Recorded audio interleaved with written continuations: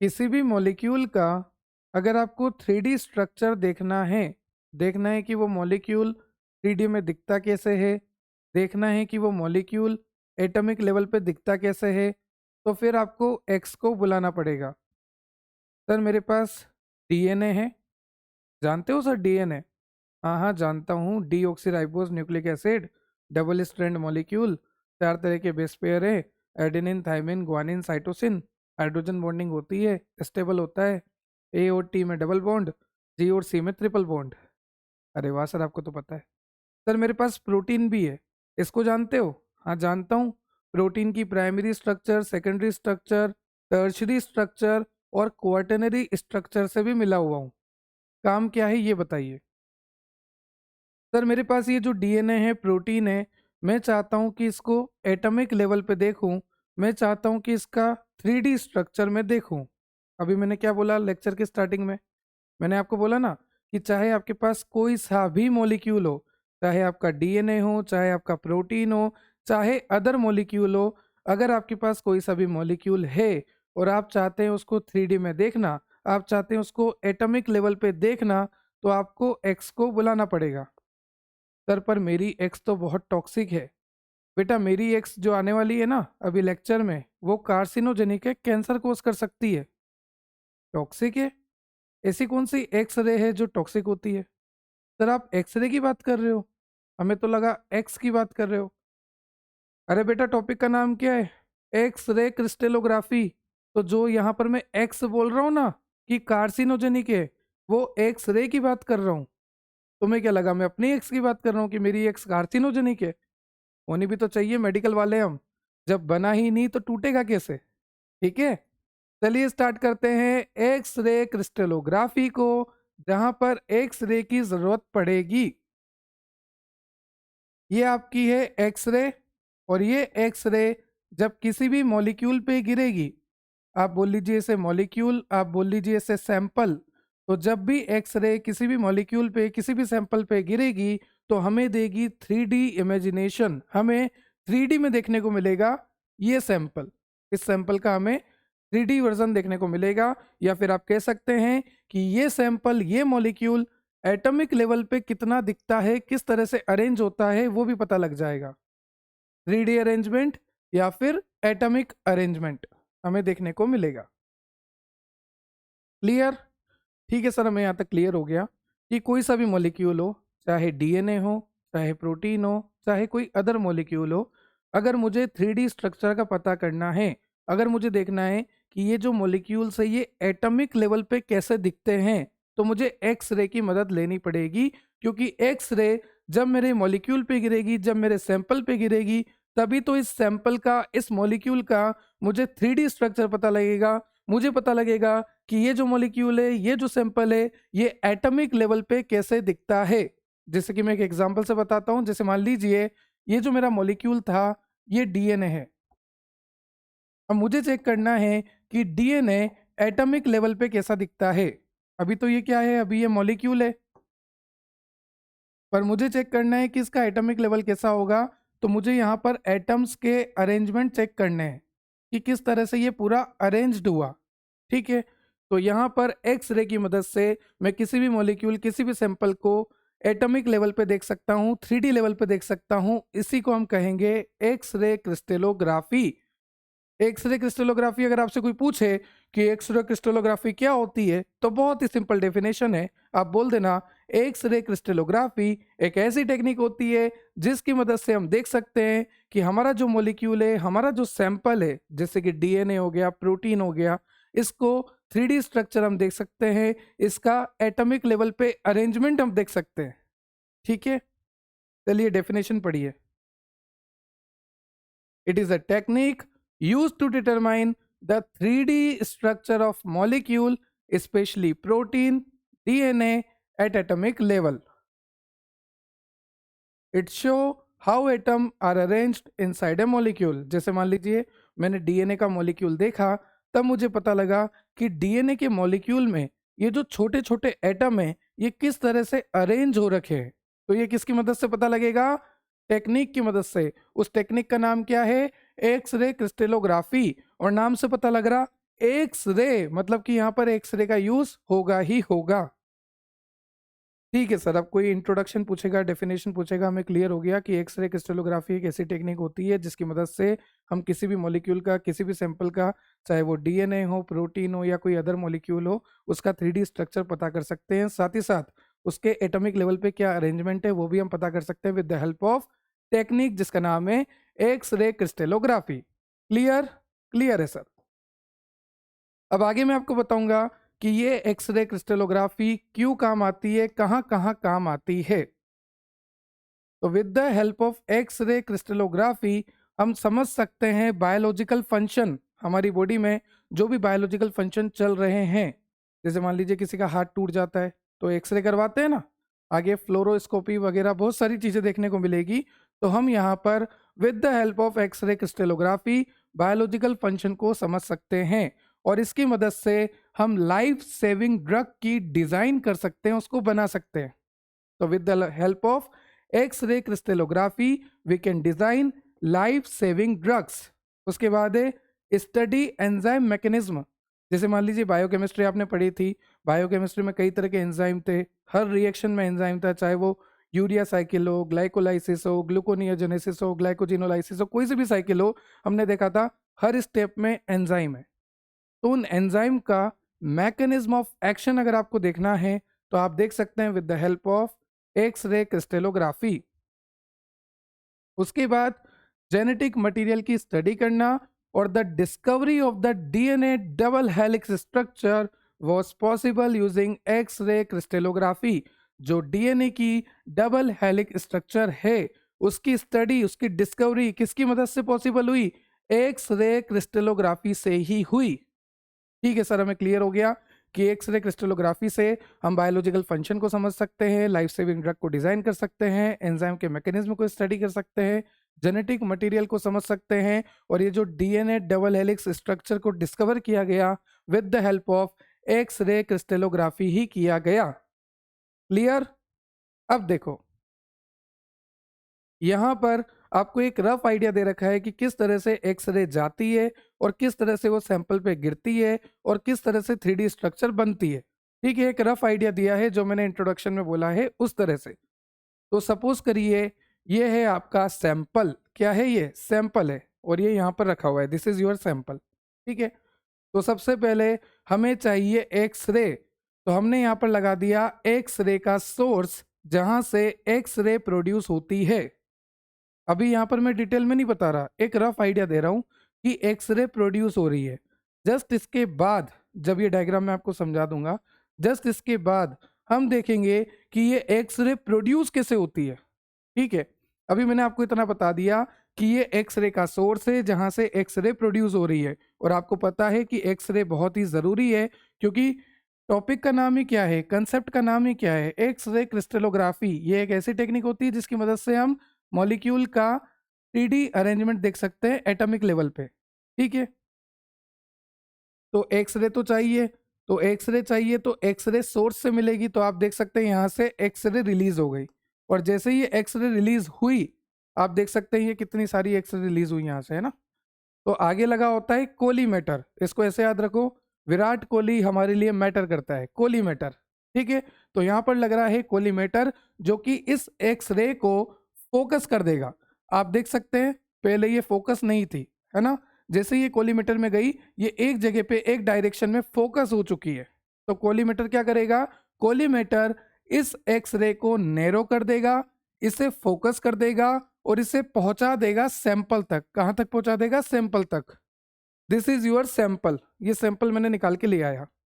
तो ये आ रही है एक्सरे, ये क्या है? एक्सरे है। ये एक्सरे आ रही है और सैंपल पे टकराने वाली है। तो एक्सरे जो है सैंपल पे टकराएगी और यहां से रिफ्लेक्शन होगा। देखो मैं आपको बताता हूं, जैसे मान लीजिए ये एक्सरे है, ये आपका सैंपल है, ये आपका सैंपल है। सैंपल में मॉलिक्यूल्स अरेंज्ड है इस तरह से, एटॉमिक लेवल पे अगर आप देखोगे तो इस तरह से अरेंजमेंट होता है। Atom atom atom atom atom atom atom atom atom atom atom atom atom atom, तो इस तरह से एटॉमिक अरेंजमेंट होता है मॉलिक्यूल का। जैसे ही एक्सरे आएगी, यहाँ पर ये क्या है? एक्सरे है। जैसे ही एक्सरे यहाँ पर आएगी ये इन एटम से टकराएगी और अपना डायरेक्शन चेंज कर लेगी। कुछ इस डायरेक्शन में जाएगी, कुछ एक्सरे अंदर तक जाएगी, फिर रिफ्लेक्ट होगी, कुछ इस तरह से जाएगी, कुछ इस तरह से जाएगी। तो यहाँ पर जो एक्सरे अभी तक पॉइंटेड आ रही थी, जो एक्सरे अभी तक फोकस्ड आ रही थी, जैसे ही वो सैंपल पे गिरी, सैंपल पे गिरने के बाद ये एक्सरे में डिफ्रैक्शन हो गया, मतलब कि एक्सरे फेल चुकी है। ये क्या हुआ? एक्सरे का डिफ्रैक्शन हो गया। वापस बोल देता हूं, सबसे पहले क्या हुआ? एक्सरे के सोर्स से एक्सरे प्रोड्यूस हुई, फिर विराट कोहली हमारे लिए मैटर करता है तो कोलीमीटर लगा रखा है। वहां से क्या होगा कि ये एक्सरे जैसे ही कोलीमीटर पे जाएगी ये फोकस्ड हो जाएगी। क्या हो जाएगी? फोकस्ड हो जाएगी। और फोकस्ड होके किस पे आने वाली है? सैंपल पे आने वाली है। फिर मैंने आपको सैंपल दिखाया कि सैंपल में एटॉमिक अरेंजमेंट होगा। जैसे ही ये एक्सरे आएगी, सैंपल के एटम से टकराएगी, ये एक्सरे इस तरह से डिफ्रैक्ट हो जाएगी, मतलब कि फेल जाएगी। इसे कहेंगे एक्स रे का डिफ्रैक्शन होना। क्या कहेंगे? एक्स रे का डिफ्रैक्शन होना। और फिर आगे यही आपकी डिटेक्टर पे जाएगी। कहां पर जाएगी? डिटेक्टर पे जाएगी और इस तरह से आपको डॉट्स बना के देगी। फिर साइंटिस्ट क्या करेंगे? इन डॉट्स की स्टडी करेंगे और इस सैंपल का 3D स्ट्रक्चर आसानी से प्रिडिक्ट कर पाएंगे। इस तरह से सारा काम होता है। मैं आपको दिखा देता हूं। तो जैसा कि आप देख सकते हैं, एक्सरे के सोर्स से यहाँ पर एक्सरे प्रोड्यूस हुई, कोलीमेटर से ये एक्सरे जो है नैरो हुई, फोकस हुई, सैंपल पे गिरी। सैंपल पे आप देख सकते हैं यहाँ पर एटम का इस तरह से अरेंजमेंट है। तो जैसे ही सैंपल पे एक्सरे गिरी, ये एक्सरे जो है डिफ्रैक्ट हो गई, इधर उधर चली गई, फैल गई। क्यों? क्योंकि यहाँ पर एटम से टकरा के ये इस तरह से डिफ्रैक्ट हो गई। तो आप देख सकते हैं यहाँ पर ये डिफ्रैक्शन आपको दिखा रखा है, X ray diffraction due to atom. उसके बाद ये एक्सरे डिटेक्टर पे गिरी। कहाँ पे गिरी? डिटेक्टर पे गिरी। कौन सी वाली? डिफ्रैक्टेड वाली, फैली हुई वाली। तो आपको फाइनली यहाँ पर दिखा रखा है इस तरह से डॉट बन गए। तो इसको क्या लिखा है? डिफ्रैक्टेड एक्सरे, मतलब कि ये फैली हुई एक्सरे। अब मान लीजिए अगर यहाँ पर सैंपल नहीं होता, अगर यहाँ पर सैंपल नहीं होता, ये एक्सरे आई, कोलीमीटर से पास हुई, सीधी यहाँ पर आ जाएगी, तो ये नॉर्मल वाली है। जहां पर वो सैंपल से नहीं टकराई, तो ये नॉर्मल एक्सरे बीम है आपकी। पर अगर सैंपल से टकरा जाती है, एटम से टकरा जाती है, तो एक्सरे जो है डिफ्रैक्ट हो जाती है, फेल जाती है। और फेलने के बाद इस तरह से आपको डॉट्स दिखेंगे। ठीक है, इसे कहेंगे diffracted X rays formed a pattern of dot. Clear? ठीक है सर, बाकी सब तो ठीक है। हमें क्लियर हो गया कि एक्सरे के सोर्स से एक्सरे निकल रही है, कोलीमेटर उसे फोकस कर रहा है, सैंपल पे गिर रही है, सैंपल में एटम है जो कि उसको रिफ्रैक्ट कर रहे हैं। और आप देख सकते हैं कि एक्सरे जो है अलग अलग डायरेक्शन में डिफ्रैक्ट हो चुकी है, डिफ्रैक्शन हो चुका है इसका। ठीक है, जैसा कि आपने यहाँ पे बताया भी था, इसका डिफ्रैक्शन हो चुका है। क्लियर? पर सर हमें ये क्लियर नहीं हुआ कि ये एक्सरे का सोर्स काम कैसे करता है, यहाँ पर एक्सरे का प्रोडक्शन कैसे होता है। तो चलिए मैं आपको बताता हूँ कि एक्सरे का प्रोडक्शन कैसे होता है। ये एक्सरे जो प्रोड्यूस हो रही है, ये किस तरह से प्रोड्यूस हो रही है, कैसे प्रोडक्शन होता है एक्सरे का। तो ये आपके पास एक्सरे की ट्यूब है। क्या है? एक्सरे की ट्यूब। तो यहाँ पर लगे हैं दो इलेक्ट्रोड, एक होता है कैथोड इलेक्ट्रोड, एक होता है एनोड इलेक्ट्रोड। याद करो इलेक्ट्रोफोरेसिस। हाँ सर, याद आ रहा है, इलेक्ट्रोफोरेसिस सेपरेशन करना होता है और वहां पर भी दो इलेक्ट्रोड लगाते हैं, एक कैथोड एक एनोड। याद आ रहा है? बिल्कुल आ रहा है सर।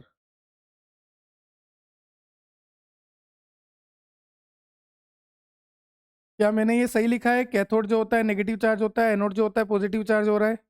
याद है आपको? हाँ जी सर, याद है। कैथोड जो होता है in the case of electrode, cathode जो होता है नेगेटिव चार्ज होता है, एनोड जो होता है पॉजिटिव चार्ज होता है। तो आप देख सकते हैं कैथोड इस साइड पे नेगेटिवली चार्ज है और एनोड इस साइड पे लगा रखा है जो कि पॉजिटिवली चार्ज है। ठीक है सर, कैथोड लगा दिया, एनोड लगा दिया, चलो करंट पास करते हैं। क्या करेंगे हम? एक्स रे की ये जो ट्यूब है इसमें करंट पास करेंगे। ठीक है, तो जैसे ही कैथोड और एनोड लगाया, cathode is negatively charge, anode is positively charge, हमने यहाँ पर करंट को पास करा दिया। और जैसे ही करंट पास हुआ, यहाँ पर ये जो फिलामेंट लगा हुआ है, दिस इज फिलामेंट। ये फिलामेंट जो है हीट होना स्टार्ट हुआ। क्या होना स्टार्ट हुआ? हीट होना, गर्म होना स्टार्ट हुआ। जैसे ही कैथोड और एनोड से मैंने करंट पास कराया, ये फिलामेंट हीट होना स्टार्ट हुआ और इसके हीट होने की वजह से इलेक्ट्रॉन रिलीज हुआ। और इसके हीट होने की वजह से इलेक्ट्रॉन रिलीज हुआ, इसलिए इसको कहते हैं थर्मियोनिक इमिशन, क्योंकि थर्मल हीट की वजह से। तो थर्मियोनिक इमिशन आपको यहाँ पे लिखा भी है, it is called thermionic emission. तो आपको यहाँ पे बता रखा है कि ये फिलामेंट है। फिलामेंट एक थिन वायर होता है जो कि हीट हो जाता है। हीट कब होता है? जब करंट पास करते हैं यहाँ पर, व्हेन करंट इज पास्ड, ये जो थिन वायर है ये हीट हो जाता है, और जैसे ये हीट होता है ये इलेक्ट्रॉन को रिलीज करता है, तो हीट होकर मतलब कि थर्मल, तो थर्मियोनिक इमिशन कहते हैं इसको। क्या कहते हैं? थर्मियोनिक इमिशन कहते हैं। अब ये इलेक्ट्रॉन पास हो गया। अब ये इलेक्ट्रॉन पास होने के बाद फोकसिंग कप भी यहाँ पर लगा होता है। फोकसिंग कप का क्या रोल होता है वो मैं आपको बताता हूँ। जैसे ही इलेक्ट्रॉन रिलीज हुआ, फोकसिंग कप इसको डायरेक्ट कर देता है, इसको एक दिशा देता है। फोकसिंग कप बोलता है this is your focusing cup. जैसे ही इलेक्ट्रॉन रिलीज होता है, फोकसिंग कप बोलता है कि आप जाओ एनोड की तरफ। किधर जाओ? एनोड की तरफ, टारगेट साइड पे जाओ। तो ये जो इलेक्ट्रॉन है बेचारे, इनको डायरेक्शन कौन प्रोवाइड करता है? इनको रास्ता कौन बताता है? बताता है फोकसिंग कप। तो फोकसिंग कप डायरेक्ट्स इलेक्ट्रॉन कि किस तरफ जाना है। तो इलेक्ट्रॉन इस तरफ आ गए, और जैसे ही इलेक्ट्रॉन इस तरफ आते हैं, मतलब कि एनोड की तरफ आते हैं, यहां पर लगा होता है टारगेट। टारगेट मतलब कि जिससे आकर वो टकराएंगे, और टारगेट ज्यादातर टंगस्टन होता है। क्या होता है? टंगस्टन। तो अब ये जो इलेक्ट्रॉन आने वाले हैं, ये इलेक्ट्रॉन टंगस्टन से टकराने वाले हैं। टंगस्टन से जैसे ये टकराएंगे, इलेक्ट्रॉन जैसे ही टंगस्टन से हीट करेंगे, जैसे मान लीजिए ये इलेक्ट्रॉन है, this is electron, this is tungsten. तो इलेक्ट्रॉन जो है आ रहे हैं टंगस्टन से टकरा रहे हैं। इलेक्ट्रॉन जो है आ रहे हैं टंगस्टन से टकरा रहे हैं, तो इसकी वजह से हीट प्रोड्यूस होगी। क्या प्रोड्यूस होगी? हीट प्रोड्यूस होगी, और बहुत ज़्यादा हीट प्रोड्यूस होगी। अगर मैं बात करूं 98 से 99% तो हीट ही प्रोड्यूस होगी। कुछ अप्रोक्स 1% जो है एक्स रे यहाँ पर प्रोड्यूस हो जाती है। ठीक है, तो वो जो 1% एक्स रे यहाँ पर प्रोड्यूस होगी, वो एक्स रे आपकी इस विंडो से आप बाहर निकाल सकते हैं, और इसी एक्सरे को आगे इमेजिनिंग में यूज ले सकते हैं। इमेजिंग में मतलब कि 3D इमेजिंग करनी है, तो उसमें आप यूज ले सकते हैं इसी एक्सरे को। क्लियर हुआ कैसे एक्सरे प्रोड्यूस हो रही है? हाँ सर, बहुत इजी है। सबसे पहले आपने दो इलेक्ट्रोड लिए, एक हो गया कैथोड, एक हो गया एनोड। फिर आपने यहाँ पे करंट पास कराया। जैसे ही करंट पास कराया, ये जो फिलामेंट है ये हीटअप हुआ, और इसके हीट होने की वजह से इलेक्ट्रॉन रिलीज हुआ। इसको कहते हैं थर्मियोनिक इमिशन। फिर इस इलेक्ट्रॉन जो रिलीज हुआ, इसको रास्ता बताया इसने, फोकसिंग कप ने। फोकसिंग कप ने इसको बोला कि आप उधर की तरफ जाओ, एनोड की तरफ। तो जैसे ही ये एनोड की तरफ जाए, बीच में इसको टारगेट मिल गया इसका, इसी टारगेट पे ये हिट हो गए। ये टारगेट क्या है? टंगस्टन होता है। तो जैसे ही आपका इलेक्ट्रॉन इस टारगेट पे हिट होता है, टंगस्टन पे हिट होता है, तो बहुत ही ज्यादा हीट प्रोड्यूस होती है। पहले मैं बोल रहा हूँ हिट होना, HIT। फिर मैं बोल रहा हूँ जैसे ही हिट हुआ, बहुत ज्यादा हीट प्रोड्यूस हुई। ठीक है, और यहाँ पर थोड़ी बहुत एक्सरे प्रोड्यूस होती है, तो आप विंडो से उसको बाहर निकाल देते हैं, और फिर इस एक्सरे से आप आगे 3D स्ट्रक्चर बनवा सकते हैं। इस तरह से एक्सरे प्रोड्यूस होती है। क्लियर? अब देखो यहाँ पर बहुत सारी इंपॉर्टेंट बातें। सबसे पहला कि ये जो एनवेलप है ये ग्लास एनवेलप है। अब यहाँ पर ग्लास का एनवेलप ही क्यों लिया? क्योंकि यहाँ पर हमें वैक्यूम को मेंटेन करना पड़ता है। किसको मेंटेन करना पड़ता है? वैक्यूम को मेंटेन करना पड़ता है। ठीक है सर, हमने ग्लास एनवेलप लिया। ग्लास एनवेलप इसलिए लिया क्योंकि हमें वैक्यूम को मेंटेन करना पड़ता है। पर सर वैक्यूम को मेंटेन क्यों करते हैं? ताकि इलेक्ट्रॉन का जो फ्लो है वो अच्छे से हो जाए, इलेक्ट्रॉन की जो स्पीड है मूवमेंट की वो अच्छे से हो जाए। इलेक्ट्रॉन इधर से इधर जा रहे हैं और हिट हो रहे हैं ना, ये हिट अच्छे से हो जाए, इसकी मूवमेंट अच्छे से हो जाए, इसीलिए यहाँ पर वैक्यूम क्रिएट करते हैं। तो हर चीज का रीजन है। अगर मैं आपसे बोलूं कि ग्लास एनवलप क्यों लिया, तो आप बोलोगे वैक्यूम क्रिएट करने के लिए। फिर मैं आपसे बोलूं वैक्यूम की क्यों जरूरत है, तो आप बोलोगे allow smooth high speed travel of electron, मतलब कि इलेक्ट्रॉन जो है हाई स्पीड से ट्रेवल करे, बिना किसी दिक्कत के ट्रेवल करे, एक स्मूथ फ्लो हो इलेक्ट्रॉन का, इसलिए वैक्यूम जरूरी होता है। क्लियर? अब आगे देखो, ये जो पूरी केसिंग होती है ये लेड की होती है। किसकी होती है? लेड की होती है, क्योंकि यहाँ पर रेडिएशन बन रही है। आप देख सकते हैं एक्सरे बन रहा है रेडिएशन से ही है, तो ये रेडिएशन लीक ना हो जाए, इसीलिए ये जो पूरा होता है ये लेड केसिंग होती है। किसकी होती है? लेड की होती है। ठीक है सर, क्लियर हो गया। ये पूरा जो केसिंग है ये लेड का होता है। क्यों? क्योंकि अंदर रेडिएशन बन रही है और वो रेडिएशन बाहर नहीं निकल जाए, इसलिए हमने इस पूरे को लेड से कवर किया है, लेड केसिंग बनाया है। क्योंकि अगर रेडिएशन बाहर निकल गई, जैसे मान लीजिए मैं इसको चला रहा हूँ और रेडिएशन बाहर निकल गई, तो रेडिएशन मेरे ऊपर आ जाएगी, मेरे को कार्सिनोजेनिक होती है रेडिएशन, कैंसर कोज कर सकती है, मेरे को हार्म पहुंचा सकती है, मेरे टिश्यू को, ऑर्गन को डैमेज कर सकती है। तो जो बंदा इसको ऑपरेट कर रहा है ना, उसको भी सेफ्टी रहेगी। तो यहाँ पे लिखा है prevent radiation leakage and protect user. Clear? Clear है सर। अब एक बात और, मैंने आपको बोला था कि जैसे ही इलेक्ट्रॉन इस टंगस्टन से हिट होगा, जैसे ही हिट होगा वैसे ही हीट प्रोड्यूस होगी, और बहुत ज़्यादा हीट प्रोड्यूस होगी, 99% हीट प्रोड्यूस होगी। तो आपके दिमाग में ये नहीं आया कि सर अगर इतनी ज़्यादा हीट प्रोड्यूस होगी तो ये तो फट जाना चाहिए, फिर इसको कूलिंग कौन करेगा? तो कूलिंग के लिए हम यहाँ पर ऑयल का इस्तेमाल करते हैं। किसका? ऑयल का। ऑयल क्या करता है? हीट को एब्जॉर्ब कर लेता है और कूलिंग प्रोवाइड करता है। और साथ ही साथ यहाँ से कुछ स्पार्किंग ना हो, यहाँ से जब मैं इसको टच करूँ तो मुझे करंट का झटका ना लगे, इसके लिए भी ऑयल का यूज़ किया जाता है, ताकि अनवांटेड इलेक्ट्रिकल डिस्चार्ज ना हो और स्पार्किंग ना हो। क्या ये बात आपको क्लियर हो गई? अनवांटेड इलेक्ट्रिकल डिस्चार्ज ना हो, स्पार्किंग ना हो, और ये ऑयल जो है हीट को एब्जॉर्ब कर लेगा, इसलिए कूलिंग भी बनी रहेगी। तो अगर आपसे कोई पूछे कि ग्लास का एनवेलप क्यों, तो आप बोलना वैक्यूम क्रिएट करने के लिए। अगर आपसे कोई पूछे वैक्यूम क्या करती है, तो इलेक्ट्रॉन का फ्लो स्मूथली करवाती है। अगर आपसे कोई पूछे लेड की केसिंग क्यों यूज़ कर रहे हैं, तो आप बोल देना लेड की केसिंग यूज़ करना बहुत ज़रूरी है, क्योंकि अंदर रेडिएशन बनेगी, वो रेडिएशन बाहर ना आ जाए और यूज़र को नुकसान ना पहुंचा दे, इसलिए लेड की केसिंग करते हैं। अगर आपसे कोई पूछे कि ऑयल क्यों यूज़ करते हैं, तो दो रीज़न बता देना। एक तो हीट को एब्जॉर्ब करता है और फिर पूरे सिस्टम को कूल रखता है। दूसरा जो है फालतू की स्पार्किंग नहीं होने देता, अनवांटेड इलेक्ट्रिकल डिस्चार्ज नहीं होने देता। क्या आपको एक्स रे ट्यूब क्लियर हो गई? क्या आप एक्स रे ट्यूब बना सकते हैं, लिख सकते हैं? कोई दिक्कत तो नहीं है? सारी चीज़ें क्लियर है? चलिए, तो इस तरह से एक्स रे प्रोड्यूस होती है। तो यहाँ पर एक्स रे प्रोड्यूस होगी, फिर कोलीमेटर से आएगी, फिर सैंपल पर टकराएगी, एक्स रे यहाँ से डिफ्रैक्ट होगी और सीधा आपके डिटेक्टर पे जाएगी। क्लियर? चलिए आगे चलते हैं। प्रोडक्शन ऑफ एक्सरे हो गया। अब नेक्स्ट है आपका डिफरेंट एक्सरे मेथड्स। देखो, जो आपकी एक्सरे होती है ना, वो अलग अलग तरीके से काम आती है। जैसे मान लीजिए किसी की हड्डी टूट गई, हाथ टूट गया है ना, ऐसे चल रहा है वो, और जाकर हमने क्या कराया? एक्सरे करवाया कि देखो कितनी टूटी है, कहाँ से टूटी है। या फिर और अच्छा एग्जांपल देता हूँ, मैं सीढ़ी से उतर रहा था और उतरते उतरते मेरे पाँव में मोच आ गई। अब मोच आ गई है ना, मुझे लगा कि क्या पता हड्डी तो नहीं टूट गई।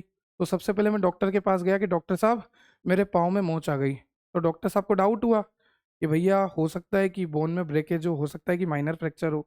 तो डॉक्टर साहब ने बोला कि एक बार एक्सरे करा के लाओ। तो फिर मैं एक्सरे कराने गया, और जब मैं एक्सरे कराने गया ना, तब पता लगता है कि भाई क्या कंडीशन है। तो अलग अलग जगह एक्सरे काम आती है, जैसे कि ये।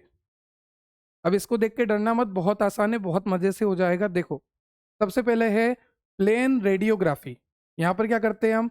एक्सरे को डालते हैं और इमेज को देख लेते हैं डिटेक्टर पे। जैसे कि मैंने आपको बोला ना कि मान लीजिए हाथ की हड्डी, पाँव की हड्डी अगर मुझे देखनी है, जैसे मुझे चेक करना है कि मेरे पाँव में फ्रैक्चर तो नहीं, तो बस करना क्या है? पाँव ऐसे रखा, ऊपर से एक्सरे आएगी एक ही बार, हो गया एक्सरे। इतना सा काम है। अब होता क्या है, जैसे ही एक्सरे गिरती है आपकी बोन के ऊपर, तो बोन क्या करती है? उस एक्सरे को एब्जॉर्ब कर लेती है। इसलिए आपकी बोन जो है, आप देख सकते हैं इस तरह से वाइट दिखती है। क्यों दिखती है वाइट? जैसे ही एक्सरे आती है बोन के ऊपर, बोन उस एक्सरे को एब्जॉर्ब कर लेती है, इसलिए आपकी जो बोन होती है वो वाइट दिखती है। बात करें आसपास के सॉफ्ट टिश्यू, वो एक्सरे को कम एब्जॉर्ब करते हैं, इसलिए वो ग्रे दिखते हैं। और वहां पे जो एयर प्रेजेंट है वो एक्सरे को बिल्कुल भी एब्जॉर्ब नहीं करती, इसलिए वो ब्लैक दिखती है। ठीक है।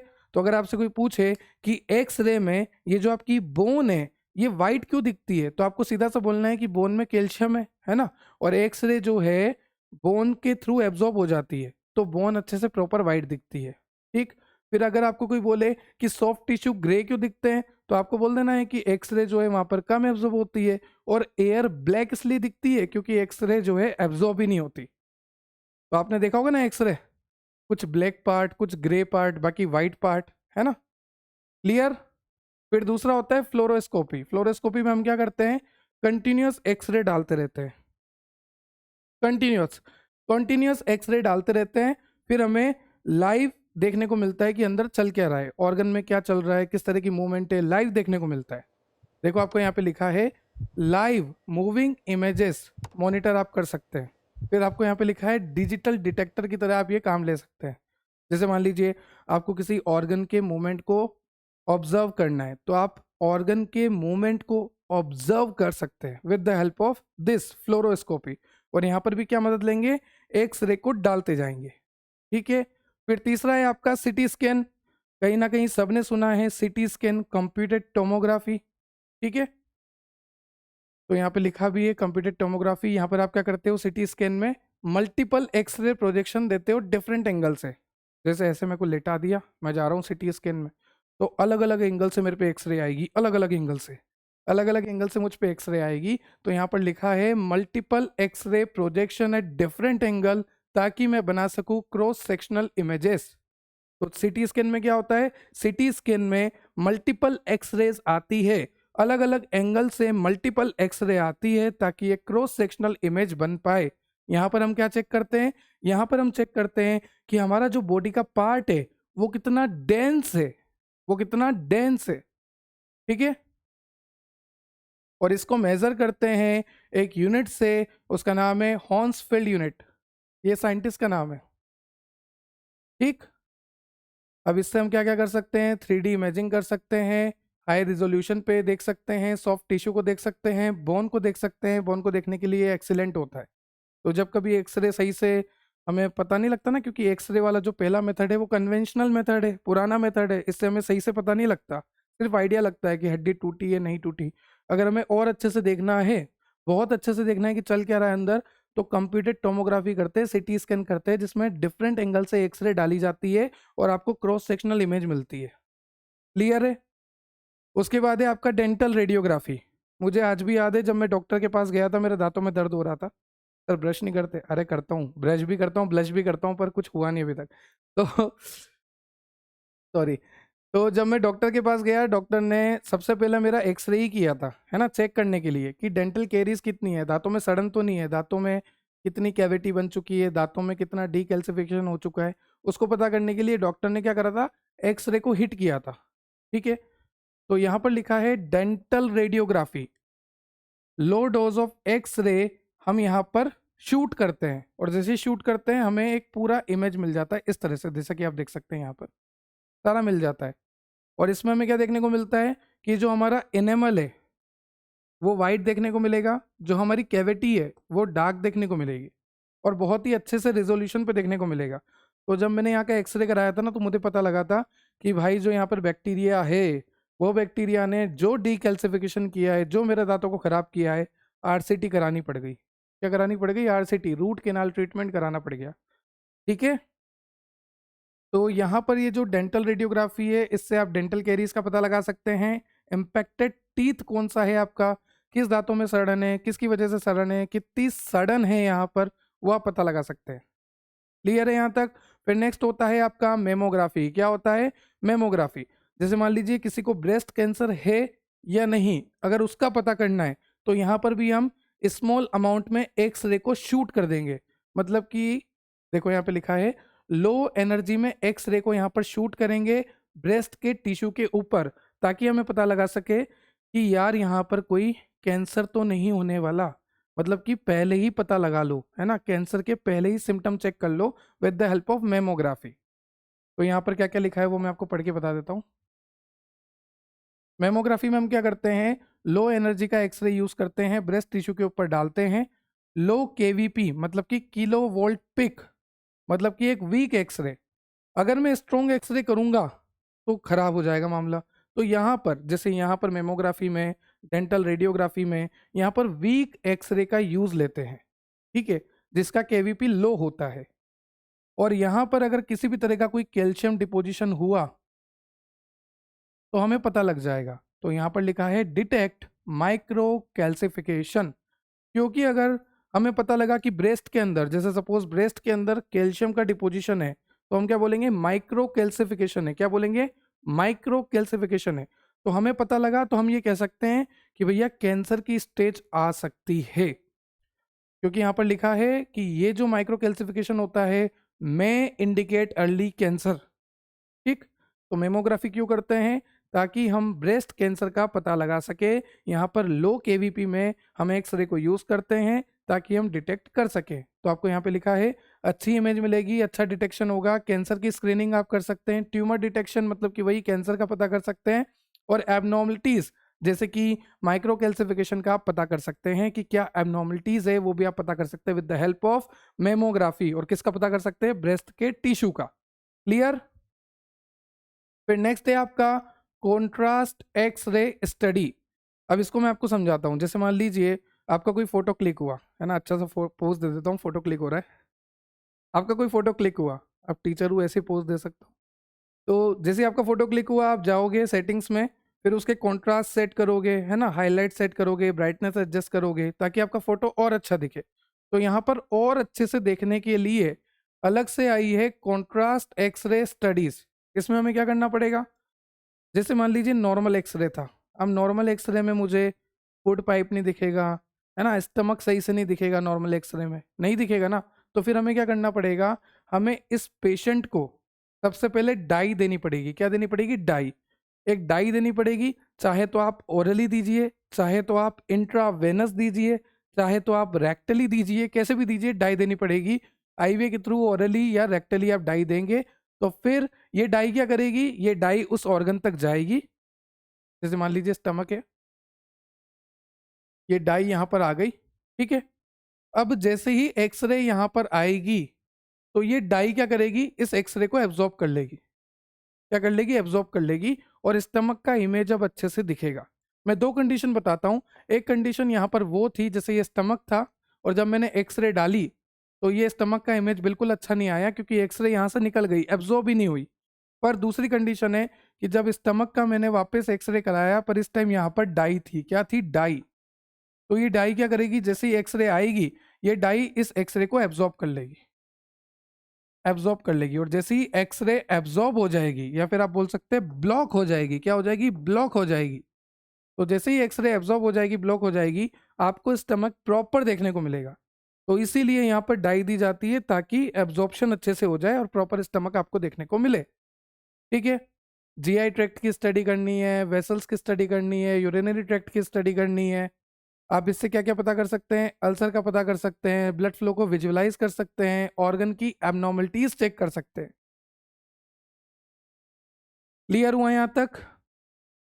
तो ये है आपकी different X ray methods, plain radiography, fluoroscopy, computer tomography, dental radiography, mammography, contrast X ray studies. तो सबसे पहले हमने क्या देखा, सबसे पहले हमने देखा था कि एक्सरे क्रिस्टलोग्राफी क्या होती है, उसका इंट्रोडक्शन, एक्सरे क्रिस्टलोग्राफी क्यों जरूरी होती है उसके बारे में बात करी थी। फिर एक्सरे क्रिस्टलोग्राफी में होता क्या है कि एक्सरे के सोर्स से एक्सरे निकलती है, फिर कोलीमेटर से वो पास होती है, फिर वो सैंपल पे गिरती है, फिर डिटेक्टर पे गिरती है। फिर हमने देखा कि एक्सरे का प्रोडक्शन कैसे होता है। फिर हमने अभी देखा डिफरेंट एक्सरे मेथड्स। ठीक है। अब आगे चलते हैं। नेक्स्ट आपको दे रखा है ब्रेक्स लो। अब ब्रेक्स लो बहुत ही ईजी है, ध्यान से सुनना। जैसे मान लीजिए कोई मॉलिक्यूल था, ये मॉलिक्यूल मैं वापस ले आता हूँ, बड़ा मजा आ रहा है, स्पिन कराऊं क्या, है ना। ये मॉलिक्यूल है मेरे पास। अब इस मॉलिक्यूल में एटॉमिक अरेंजमेंट होगा। तो मान लीजिए इस तरह का एटॉमिक अरेंजमेंट है इस मॉलिक्यूल में, ये इस तरह का एटॉमिक अरेंजमेंट है। तो आप देख सकते हैं यहाँ पर दोनों तरह से अरेंजमेंट है, ये एटम अरेंज है, अरेंज है, अरेंज है, एटम एटम एटम एटम, इस तरह से एटम अरेंज है। तो आप देख सकते हैं हॉरिजॉन्टल लेवल पे भी एटम आपको देखने को मिल रहे हैं, वर्टिकल लेवल पे भी एटम आपको देखने को मिल रहे हैं। तो जब इस मॉलिक्यूल को आप 3D स्ट्रक्चर में देखोगे तो आपको देखने को मिलेंगे इसके एटम हॉरिजॉन्टली भी अरेंज्ड है और वर्टिकली भी अरेंज्ड है। क्लियर है। अब देखो ध्यान से, मान लीजिए एक्सरे आ रही है, क्या आ रही है, एक्सरे, और ये हमारा सैंपल है यहाँ पर जिसके एटम मैंने दिखा रखे हैं। ठीक है। तो जैसे ही एक्सरे आ रही है, कुछ एक्स रे तो ऊपर के मॉलिक्यूल से टकरा के ही रिफ्लेक्ट हो जाएगी, और कुछ एक्स रे इस मॉलिक्यूल के अंदर तक जाके अंदर तक जाके अंदर तक जाकर एक्स्ट्रा डिस्टेंस को ट्रेवल कर कर फिर यहां से रिफ्लेक्ट होगी। तो जो अंदर तक जा रही है उसने लॉन्ग पाथ कवर किया, जो बाहर से टकरा के रिफ्लेक्ट हो गई उसने शॉर्ट पाथ कवर किया। सीधी सी बात है, जो बाहर से टकरा कर रिफ्लेक्ट हो गई उसने शॉर्ट पाथ कवर किया, जो अंदर तक जाकर रिफ्लेक्ट हुई उसने लॉन्ग पाथ कवर किया। अब अगर आगे जाकर, ध्यान से सुनिएगा, यहां पर एक ने शॉर्ट पाथ कवर किया, एक ने लॉन्ग पाथ कवर किया, अगर ये आगे जाकर मिल जाती है, जैसे कि ये शॉर्ट पाथ वाली ये लॉन्ग पाथ वाली, अगर ये आगे जाके मिल जाती है तो यहां पर स्ट्रॉन्ग रिफ्लेक्शन देखने को मिलेगा। क्या देखने को मिलेगा? स्ट्रॉन्ग रिफ्लेक्शन देखने को मिलेगा। और अगर ये आगे जाके नहीं मिलती है तो हो सकता है कि बहुत ही वीकर रिफ्लेक्शन देखने को मिले, या फिर रिफ्लेक्शन ही नहीं देखने को मिले। यही ब्रेक्स का लो है, यही ब्रेक कहना चाहते हैं कि how X ray reflect from crystal layer and produce a strong reflected beam. जैसे ये कहना चाहते हैं कि जब एक्स रे मॉलिक्यूल पे गिरती है तो कुछ एक्स रे तो सरफेस से ही रिफ्लेक्ट हो जाती है, कुछ एक्स रे जो है डीपर चली जाती है फिर रिफ्लेक्ट होती है। तो अगर ये रिफ्लेक्टेड एक्स रे आगे जाके मिलती है तो जाके आपको रिफ्लेक्शन देखने को मिलेगा बहुत अच्छा, और अगर ये आगे जाके नहीं मिलती है तो फिर हो सकता है कि आपको रिफ्लेक्शन देखने को ना मिले, या फिर बहुत ही कमजोर रिफ्लेक्शन देखने को मिले। देखो लिखा है some rays reflect from the top layer, some reflect from the deeper layer. ठीक है, this reflect ray can combine, और अगर ये कंबाइन होती है, इस तरह से ये कंबाइन होती है तो आपको स्ट्रॉन्ग रिफ्लेक्शन देखने को मिलता है। और इसी स्ट्रॉन्ग रिफ्लेक्शन को आप कहते हैं कंस्ट्रक्टिव इंटरफेरेंस। क्या कहते हैं? Constructive interference. मान लीजिए कोई डीपर जाके ऊपर आई, कोई सरफेस से ही ऊपर आ गई, और अगर आगे जाके ये दोनों मिल गई तो यहाँ पर रिफ्लेक्शन बहुत अच्छा होगा, और इस तरह के रिफ्लेक्शन को कहेंगे कंस्ट्रक्टिव इंटरफेरेंस। और मान लीजिए कोई ऊपर से आई चली गई, कोई नीचे से आई चली गई, पर आगे जाके ये मिली ही नहीं, तो यहाँ पर रिफ्लेक्शन बिल्कुल नहीं होगा, इसको कहेंगे डिस्ट्रक्टिव इंटरफेरेंस। तो अगर मैं आपसे बोलूँ कंस्ट्रक्टिव इंटरफेरेंस, तो आपको बोलना है कि आगे जाकर ये जो लेयर्स है जो कि टकरा के आई है, ये जो लाइट है, ये जो रेज है जो कि टकरा के आगे जा रही है, ये आगे जाकर अगर मिल जाती है तो कंस्ट्रक्टिव इंटरफेरेंस, अगर ये आगे जाके नहीं मिल पाती है तो डिस्ट्रक्टिव इंटरफेरेंस। क्लियर? तो Bragg's law explain how X ray reflect from crystal layer. सबसे पहले ये क्या एक्सप्लेन करते हैं कि ये जो एक्स रे होती है ये क्रिस्टल लेयर से किस तरह से रिफ्लेक्ट करती है, और रिफ्लेक्ट करने के बाद अगर ये आपस में मिल जाती है तो कंस्ट्रक्टिव इंटरफेरेंस मतलब कि रिफ्लेक्शन होगा, स्ट्रॉन्ग रिफ्लेक्शन होगा, और अगर ये आपस में नहीं मिलती तो डिस्ट्रक्टिव इंटरफेरेंस मतलब कि रिफ्लेक्शन नहीं होगा। Clear? Constructive interference, destructive interference clear हो गया। अब देखो नेक्स्ट आपको ब्रेक्स लो दे रखा है, उसकी इक्वेशन दे रखी है n lambda is equal to 2d sine theta, जहां पर n का मतलब है ऑर्डर ऑफ रिफ्लेक्शन, कितने ऑर्डर में रिफ्लेक्शन हुआ, 1 2 3, है ना। n का मतलब क्या हो गया? Order of reflection. लेमडा का मतलब क्या हो गया? वेवलेंथ ऑफ एक्स रे। d का मतलब क्या हो गया? स्पेसिंग बिटवीन क्रिस्टल प्लेन, ये जो क्रिस्टल के प्लेन थे इसके बीच में कितना स्पेसिंग है। थीटा क्या हो गया? Angle at which X ray strike the plane. जैसे मान लीजिए ये मेरा सैंपल है, ये मेरा सैंपल है, एक्सरे आ रही है, तो एक्सरे किस एंगल से आके इससे टकरा रही है उसे कहेंगे थीटा। क्या कहेंगे? थीटा। थीटा का मतलब सीधा सा हो गया कि एक्सरे किस एंगल से आके इससे टकरा रही है, तो इसको बोलेंगे एंगल ऑफ इंसिडेंस। क्या बोलेंगे? Angle of incidence. क्योंकि लाइट आ रही है, एक्सरे आ रही है, तो किस एंगल से आके टकरा रही है तो इसको बोलेंगे एंगल ऑफ इंसिडेंस। और टकरा के यहां से जब निकलेगी तो उसे बोलेंगे एंगल ऑफ रिफ्रैक्शन। ठीक है? ठीक है सर, हमें क्लियर हो गया। एन का मतलब हो गया ऑर्डर ऑफ रिफ्लेक्शन, लेमडा का मतलब हो गया वेवलेंथ ऑफ एक्सरे, डी का मतलब हो गया spacing between crystal plane, theta का मतलब हो गया angle at which X ray strike the plane. अब यहाँ पर 2d साइन थीटा क्यों लिखा है? तो 2d साइन थीटा इसलिए लिखा है, मैंने आपको पहले ही बोला कि कुछ एक्सरे जो है डी पर चली जाती है, एक लंबा रास्ता ट्रेवल करती है और फिर रिफ्लेक्ट होती है, उसी के लिए यहाँ पर 2 लिखा है। The lower ray travel extra distance down to the lower plane, wake up after reflection, total extra path, इसलिए लिखा है 2d साइन थीटा। आप देखो, ये नीचे आया, एक्स्ट्रा पाथ कवर किया, फिर ऊपर गया, इसलिए इसके लिखा लिखा है 2d साइन थीटा। तो सीधी सी बात है, जब ये 2d साइन थीटा जब ये 2d साइन थीटा आपके एन लेमडा के बराबर हो जाता है, जब ये 2d साइन थीटा आपके एन लेमडा के बराबर हो जाता है, मतलब कि आपका स्ट्रॉन्ग रिफ्लेक्शन है। और स्ट्रॉन्ग रिफ्लेक्शन हो रहा है मतलब कहीं ना कहीं ये जो एक्सरे की वेव्स है ये आगे जाके मिल रही है, तभी स्ट्रॉन्ग रिफ्लेक्शन होगा। तो अगर मैं आपसे बोलूं कंस्ट्रक्टिव इंटरफेरेंस है, अगर मैं आपसे बोलूं स्ट्रॉन्ग रिफ्लेक्शन हो रहा है, अगर मैं आपसे बोलूं कि N lambda 2d sine theta के बराबर है, इन सभी का मतलब एक ही है। ठीक है, क्योंकि यहां पर लिखा भी है इफ पाथ डिफरेंस, मतलब कि 2d sine theta, if path difference is equal to n lambda, इसका मतलब है कंस्ट्रक्टिव इंटरफेरेंस, इसका मतलब है कि वेव कंबाइन हुई, इसका मतलब है कि आगे बहुत ही अच्छा रिफ्लेक्शन आपको देखने को मिलेगा। अब ये जो ब्रेक्स लो है, ये जो 2d साइन थीटा वाला कंसेप्ट है, n lambda is equal to 2d sine theta, ये क्या काम आता है? What Bragg's law help us find using the equation. तो आप इससे डिस्टेंस पता कर सकते हैं बिटवीन एटॉमिक लेयर। ये एटम की लेयर है, ये एटम की लेयर है, तो इनके बीच में डिस्टेंस कितना है, तो with the help of Bragg's law आप पता कर सकते हैं। क्रिस्टल का structure with the help of Bragg's law आप पता कर सकते हैं। Arrangement of atom with the help of Bragg's law आप पता कर सकते हैं।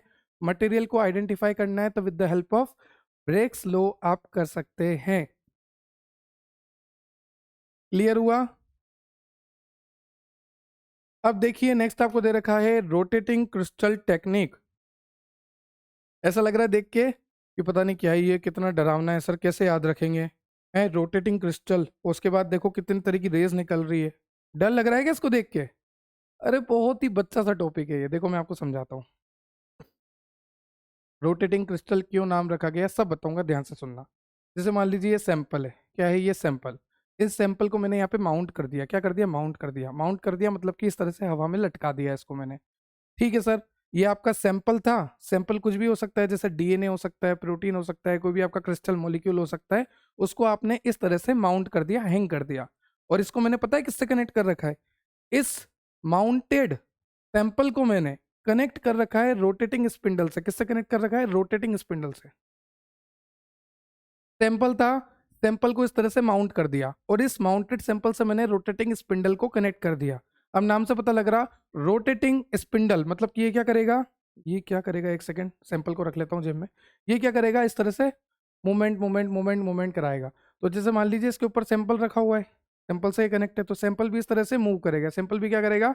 इस तरह से मूव करेगा, इस तरह से अपनी एक्सिस पे मूव करेगा, एक्सिस पे अपनी इस तरह से मूव करेगा। क्यों मूव कर रहा है? क्योंकि ये कनेक्टेड है रोटेटिंग स्पिंडल से। ठीक है सर, बहुत आसान है।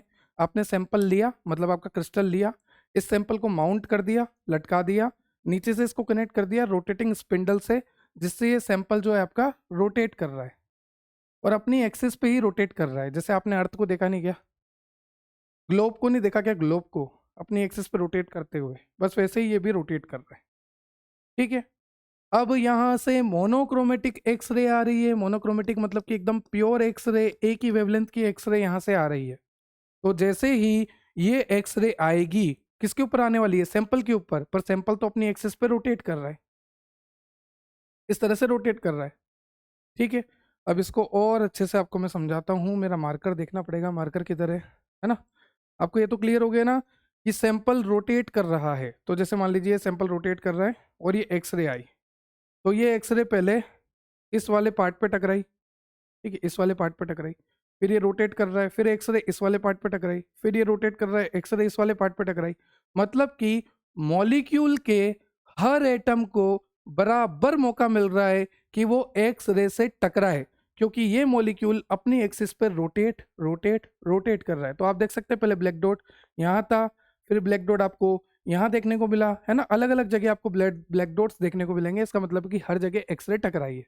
तो अगर आपसे कोई पूछे कि माउंट करके इस सैंपल को घुमाने से क्या मतलब है, तो आप बोल देना, सीधा सा बोल देना by rotation every layer of atom get chance to reflect x-ray। हर किसी को मौका मिलेगा कि एक्सरे को रिफ्लेक्ट कर दो, एक्सरे को रिफ्लेक्ट कर दो। तो ये रोटेशन इसलिए करवाते हैं ताकि every atom get chance to reflect the X ray. Clear हुआ? चलिए यहां तक हमें क्लियर हो गया सर। ये एक्सरे से रिफ्लेक्शन हो गया, रिफ्लेक्शन हो गया। और ये जो एक्सिस है इसको बोलते हैं सी एक्सिस, वर्टिकल एक्सिस। ठीक, अब यहाँ पर ये धीरे धीरे रोटेट कर रहा था और इसने एक्सरे को रिफ्लेक्ट कर दिया, रिफ्लेक्ट कर दिया। अब ध्यान से सुनना, जैसे मान लीजिए सैंपल था, सैंपल की ये बीच वाली लेयर है, सैंपल की ये ऊपर वाली लेयर है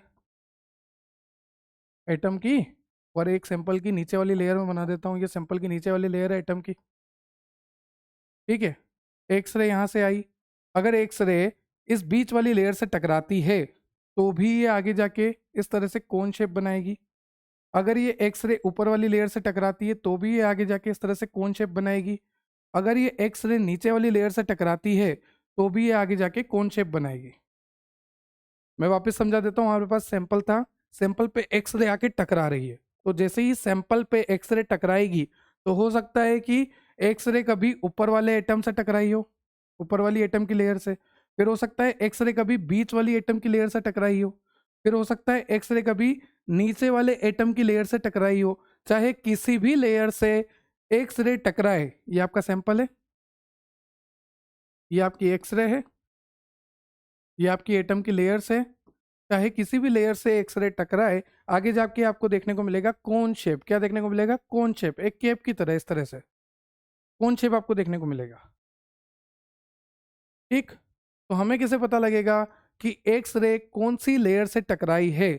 तो जैसा कि आप यहाँ पे देख सकते हैं, अगर ऊपर वाली लेयर से टकराई है तो आई की वैल्यू +1 होगी। अगर बीच वाली लेयर से टकराई है तो आई की वैल्यू +0 होगी, मतलब कि नॉर्मल 0 होगी।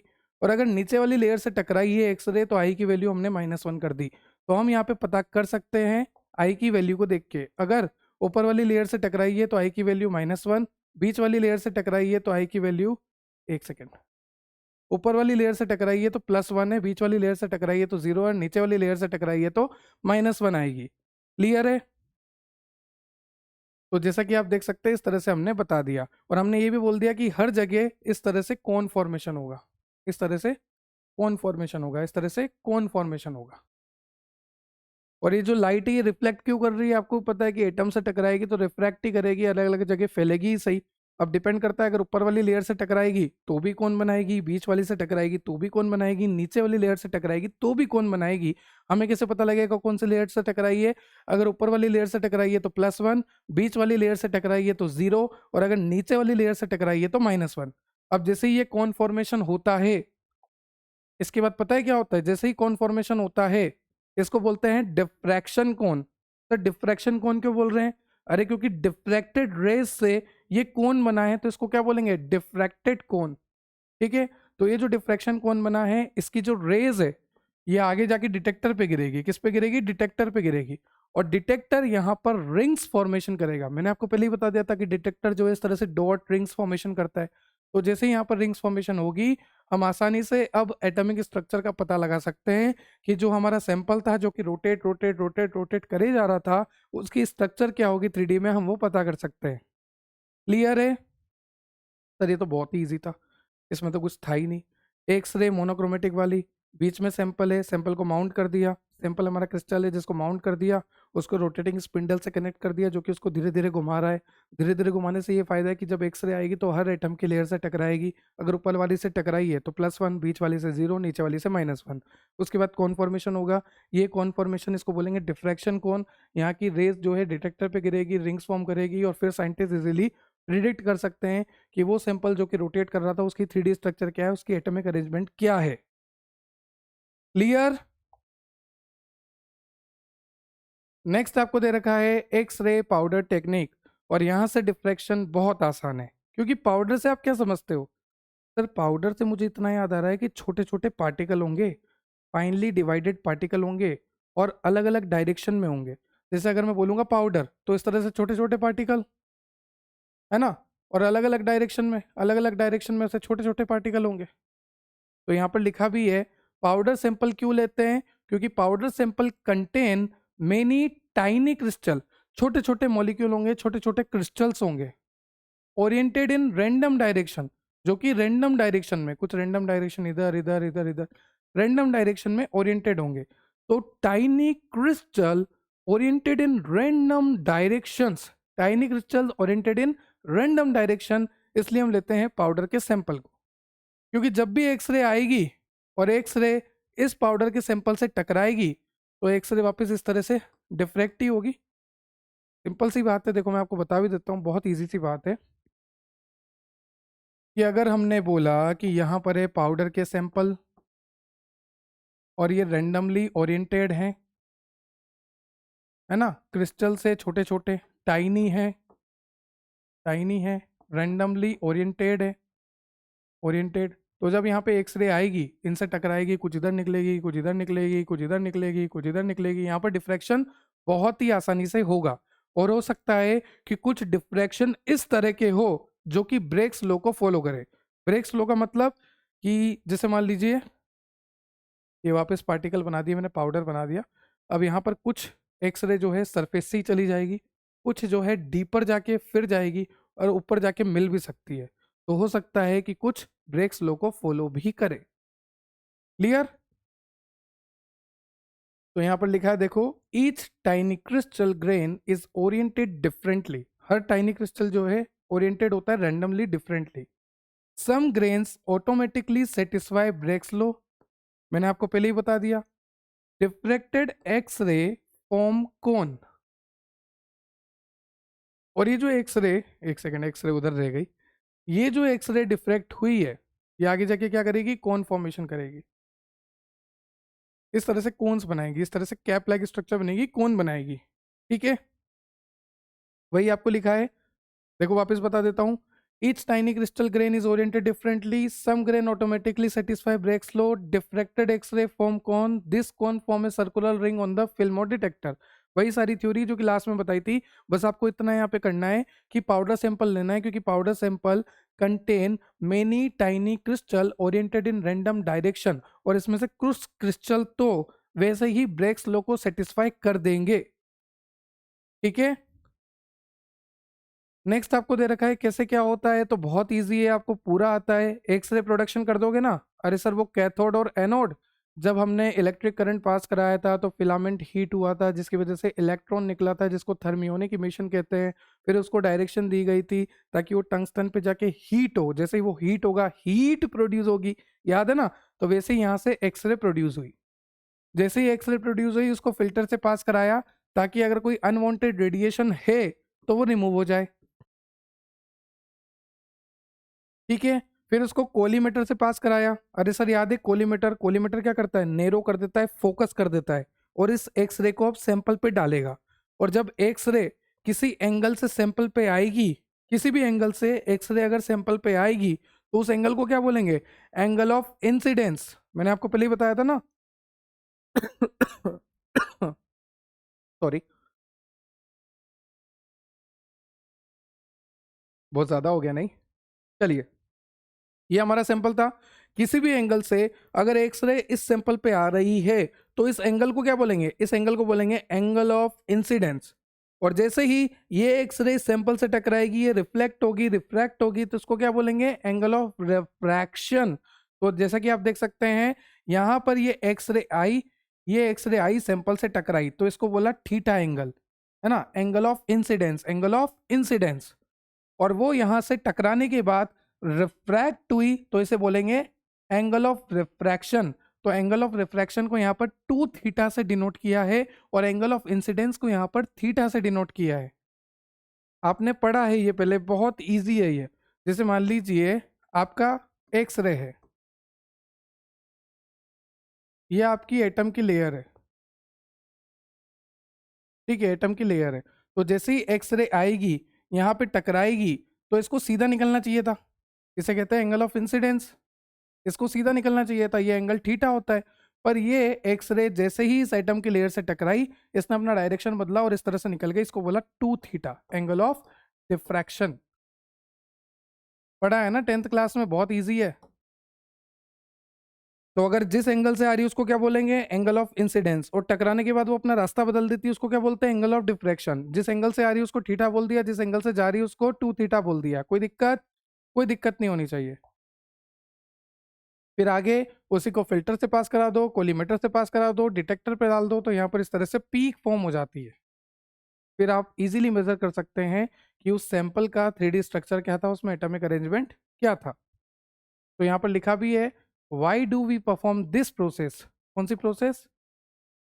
X ray powder technique. इसको हम परफॉर्म क्यों करते हैं? ताकि हमें पता लग जाए how far apart the atom are, कितना दूर दूर एटम का अरेंजमेंट है। What the crystal structure is, crystal की स्ट्रक्चर किस तरह से है। What type of material it is, material किस तरह का है। Whether the material is pure और कंटेन इम्प्यूरिटी, मटेरियल में प्यूरिटी है या impurity. Defect present in metal, quality of cement and pharmaceutical drug, cement की क्वालिटी पता करनी हो या फिर फार्मास्यूटिकल ड्रग की क्वालिटी पता करनी हो, या फिर मेटल में कितना डिफेक्ट प्रेजेंट है वो पता करना है, या फिर प्योरिटी या फिर इम्प्योरिटी का पता करना है, तो with the help of this technique आप पता कर सकते हैं। क्या ये सारी बातें आपको क्लियर हो गई? आगे चलें, चलिए।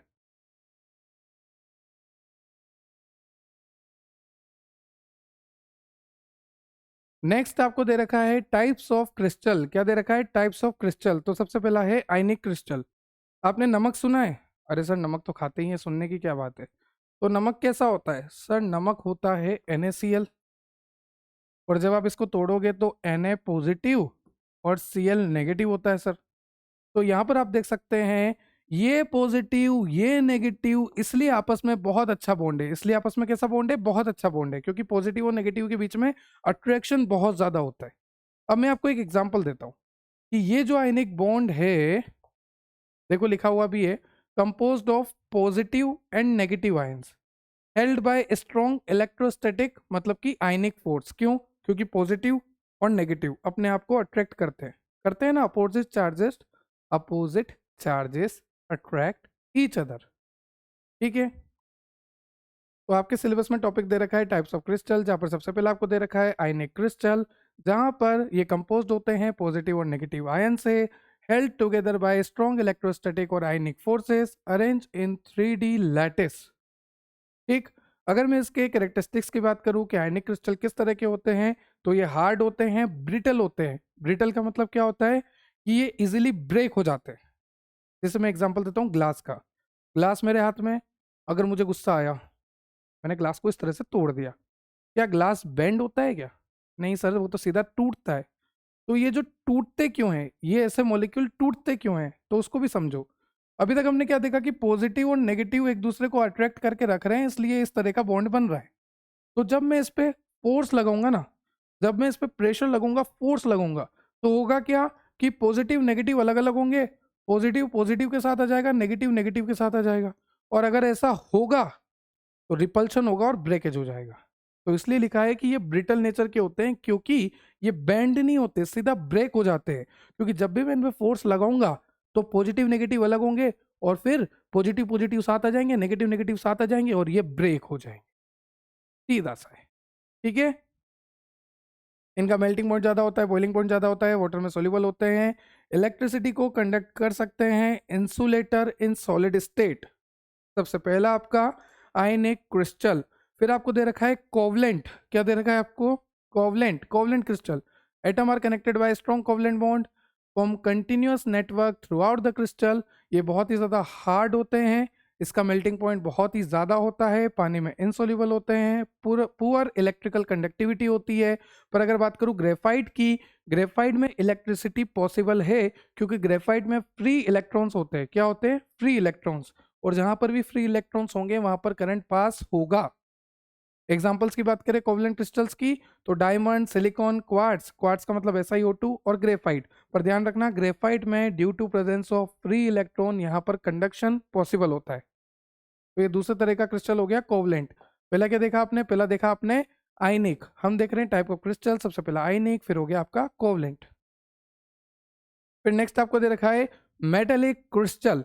अब मेटल क्या होते हैं? मेटल जो कि इलेक्ट्रॉन को निकाल दे, है ना। मेटल जो कि इलेक्ट्रॉन को निकाल दे। जैसे मान लीजिए मैं मेटल हूँ, मैं मेटल हूँ तो मैं क्या करूँगा, इलेक्ट्रॉन को डोनेट कर दूंगा। मान लीजिए ये मेरा इलेक्ट्रॉन था, मैं मेटल हूँ, मैं क्या करूँगा, इलेक्ट्रॉन को डोनेट कर दिया। रुक जा रुक जा, रुक गई, मैंने इलेक्ट्रॉन को डोनेट कर दिया। तो जैसे ही मैं इलेक्ट्रॉन को डोनेट करूंगा, मेरे ऊपर आ जाएगा पॉजिटिव चार्ज, मैं बहुत खुश हूं, मेरे ऊपर क्या आ जाएगा, पॉजिटिव चार्ज आ जाएगा। तो जैसे ही मेटल ने इलेक्ट्रॉन को डोनेट किया, उसके ऊपर तो आ गया पॉजिटिव चार्ज, मेटल ने इलेक्ट्रॉन को डोनेट कर दिया तो मेटल के ऊपर तो आ गया पॉजिटिव चार्ज, और इलेक्ट्रॉन चारों तरफ हो जाएगा, चारों तरफ हो जाएगा, इसलिए इसको बोलेंगे सी ऑफ इलेक्ट्रॉन। तो यहाँ पर लिखा है positive metal ion arrange in a lattice surrounded by mobile electron, sea of electron. क्यों बोला गया सी ऑफ इलेक्ट्रॉन, क्योंकि जब मेटल ने इलेक्ट्रॉन को डोनेट कर दिया, एक मेटल ने किया, दो मेटल ने किया, 10 मेटल ने किया, 100 मेटल ने किया, ऐसे करते करते मेटल ने इलेक्ट्रॉन डोनेट करते गए, डोनेट करते गए, और मेटल के पॉजिटिव चार्ज आपस में जुड़ते गए। तो अगर बाहर देखूंगा तो बाहर तो इलेक्ट्रॉन ही इलेक्ट्रॉन है, इसलिए बोला है इलेक्ट्रॉन का सी ऑफ इलेक्ट्रॉन। ये बात आपको क्लियर हुई। तो तीसरा वाला आपका जो क्रिस्टल हुआ वो हुआ आपका मेटेलिक क्रिस्टल। इसके कैरेक्टरिस्टिक्स की बात करें, excellent electrical and thermal conductivity, malleable होता है, डक्टाइल होता है, मतलब कि वो आपने पढ़ा होगा ना, metal can be drawn into thin sheets, है ना, थीन वायर बना सकते हैं, थीन शीट्स बना सकते हैं। फिर मेटेलिक लस्टर, एक अच्छी साउंड प्रोड्यूस होती है। वेरिएबल हार्डनेस, एग्जाम्पल की बात करें, आयरन है, कॉपर है, एल्यूमिनियम है, सिल्वर है, गोल्ड है। वाई कंडक्ट इलेक्ट्रिसिटी, क्योंकि यहाँ पर फ्री इलेक्ट्रॉन्स होते हैं। आप देखो कितने सारे फ्री इलेक्ट्रॉन्स है, सी ऑफ इलेक्ट्रॉन्स है, और इतने सारे फ्री इलेक्ट्रॉन्स होंगे तो कंडक्शन तो होगा ना इलेक्ट्रिसिटी का। हमेशा ध्यान रखना, इलेक्ट्रिसिटी का या हीट का कंडक्टेंस कराना है तो फ्री इलेक्ट्रॉन चाहिए ही चाहिए। तो ये तीसरा वाला क्रिस्टल हो गया। फिर आता है मॉलिक्यूलर क्रिस्टल। ये तो न्यूट्रल मॉलिक्यूल से मिलकर बनता है, और यहाँ पर जो फोर्सेस होते हैं ना वो भी काफी वीक फोर्सेस होते हैं। कोवलेंट में तो बहुत स्ट्रॉन्ग थे, आयनिक में आयनिक फोर्स थे। यहाँ पर आपका मेटल जो है आपस में जुड़ गया। यहाँ पर जो है न्यूट्रल मॉलिक्यूल होते हैं, और यहाँ पर जो फोर्सेस होते हैं वो काफी वीक फोर्सेस होते हैं, जैसे कि वंडरवल फोर्सेस हो गया, डायपोल फोर्सेस हो गया, और हाइड्रोजन बॉन्डिंग भी एक तरह का वीक होता है as compare to covalent. Comparison के बेसिस पे बोल रहा हूँ। कैरेक्टरिस्टिक्स की बात करें, soft, low melting point, volatile, poor electrical conductivity. Example ice, iodine, CO2, naphthalene. याद करो naphthalene, organic chemistry third semester. छोड़ो वापस आ जाओ, ठीक है। नेक्स्ट आपको कंपैरिजन बता रखा है, जैसे कि आपने देखा ionic bond, covalent bond, metallic bond, फिर मॉलिक्यूलर, जिसमें आपने देखा कि मॉलिक्यूलर क्रिस्टल बनते हैं न्यूट्रल मॉलिक्यूल से। ठीक है, तो सारा आपको कंपैरिजन यहाँ पे दिखा रखा है। मैंने कंडक्टिविटी के बारे में, हार्डनेस के बारे में, मेल्टिंग पॉइंट के बारे में, बॉन्डिंग के बारे में, पार्टिकल्स के बारे में। क्लियर। नेक्स्ट आपको फाइनली दे रखा है सिलेबस में एप्लीकेशन ऑफ एक्स रे डिफ्रैक्शन। जो एक्स रे डिफ्रैक्शन है उसकी एप्लीकेशंस क्या क्या हैं, तो देखते हैं वन बाय वन क्या क्या एप्लीकेशन है। सबसे पहला है crystal structure determination, identify how atom are arrange in a crystal, obviously. फिर मटेरियल आइडेंटिफिकेशन, मैंने आपको बोला था कि मटेरियल को भी आइडेंटिफाई आप कर सकते हैं, किस तरह का मटेरियल है, प्योरिटी है, इम्प्योरिटी है। फिर फेज एनालिसिस, मतलब कि determine different phase present in alloy और मिक्सचर। एलॉय में, मिक्सचर में जो अलग अलग फेज होते हैं उनको आप डिटरमाइन कर सकते हैं, उनका आप एनालिसिस कर सकते हैं with the help of X रे डिफ्रैक्शन। फिर है मेजरमेंट ऑफ क्रिस्टल साइज, ठीक है। फिर है इम्प्योरिटी प्योरिटी का पता लगाना, डिफेक्ट का पता लगाना। फिर है आपका फार्मास्यूटिकल इंडस्ट्री में भी आप यूज लेंगे इसका, identify drug compound and check purity, study polymorphism. Polymorphism को स्टडी करना है, ड्रग कंपाउंड की प्योरिटी चेक करना है, कोई लाइफ सेविंग ड्रग को डिजाइन करना है, बताया था ना शुरू में। फिर नेक्स्ट है आपका जियोलॉजी और मिनरलोलॉजी में भी आप इसको यूज लेंगे, थिन फिल्म एंड सेमीकंडक्टर के एनालिसिस में, और स्ट्रेस और स्ट्रेन के मैनेजमेंट में भी आप इसको यूज ले सकते हैं। ये आपके एप्लीकेशन से एक्स रे डिफ्रैक्शन के। क्लियर हुआ नहीं हुआ कमेंट में लिख के जाओ, क्योंकि आज हमने बहुत ही डिटेल में एक्स रे क्रिस्टलोग्राफी को किया है। मैं आपको एक समराइज कर देता हूँ, है ना, बहुत जल्दी करूंगा, क्विक रिकैप दे देता हूँ, जल्दी जल्दी जल्दी जल्दी, क्योंकि टाइम वैसे भी बहुत हो चुका है। तो सबसे पहले आपने यही देखा कि एक्सरे किस तरह से प्रोड्यूस हो रही है ना, और कॉलीमीटर पे जा रही है, डिफ्रैक्शन हो रहा है, डिटेक्टर पे गिर रही है। फिर हमने और डिटेल में देखा था कि एक्सरे कैसे प्रोड्यूस हो रही है, आप देख सकते हैं एक्सरे ट्यूब से। फिर उसके बाद हमने डिफरेंट एक्सरे मेथड्स देखी थी, है ना। फिर हमने क्या देखा था, ब्रेक्स लॉ देखा था। फिर ब्रेक्स लॉ का फॉर्मूला देखा था, इक्वेशन लिखी थी n lambda equal to 2d sine theta. 2d sine theta क्यों लिखते हैं, क्योंकि वो रेस जो है डीपर चली जाती है। फिर उसके बाद हमने रोटेटिंग क्रिस्टल टेक्निक देखा था, जो कि बहुत ही ईजी है, इसमें सैंपल को बस हैंग कर रखा है, माउंट कर रखा है ना। फिर उसके बाद हमने पाउडर वाला देखा है अभी, पाउडर टेक्निक। हमने बोला है कि अलग अलग छोटे छोटे क्रिस्टल्स होते हैं जो कि रेंडमली ओरिएंटेड होते हैं, और उसकी वजह से वो एक्सरे आती है, टकराती है, और कुछ तो ब्रेक्स लो को वैसे ही सेटिस्फाई कर देती है।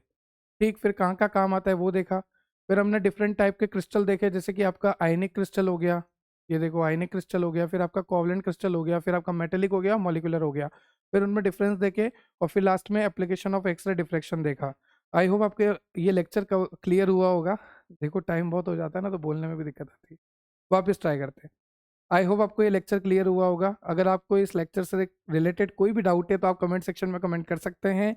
ये नोट्स आपको मिलेंगे डेप्थ ऑफ बायोलॉजी एप्लीकेशन पे, तो आज ही जाइए डाउनलोड कीजिए प्ले स्टोर से डेप्थ ऑफ बायोलॉजी एप्लीकेशन, और ये नोट्स का एक्सेस आप ले सकते हैं वहाँ से। एप्लीकेशन में चैट सपोर्ट भी है। जैसे मान लीजिए रात को 2 बजे आपको पढ़ते पढ़ते डाउट आ गया, तो किससे पूछोगे, ये टॉपिक करना है नहीं करना, स्किप करना है, इंपॉर्टेंट है नहीं है, मेरी यूनिवर्सिटी के अकॉर्डिंग, किससे पूछोगे। तो फिर चैट सेक्शन है एप्लीकेशन में, वहां पर आप अपनी क्वेरी शेयर कर सकते हैं। एग्जाम टाइम पे 24/7 आपको रिप्लाई मिलता है, चाहे आप रात को 2 बजे भी क्वेरी शेयर करेंगे तो। बने रहिए, जुड़े रहिए, देखते रहिए depth of biology. Subscribe and share for more, ताकि ऐसी लेक्चर्स मैं आपके लिए और लेकर आता रहूं। Have a nice day, have a good day. जय श्री राम। Thank you.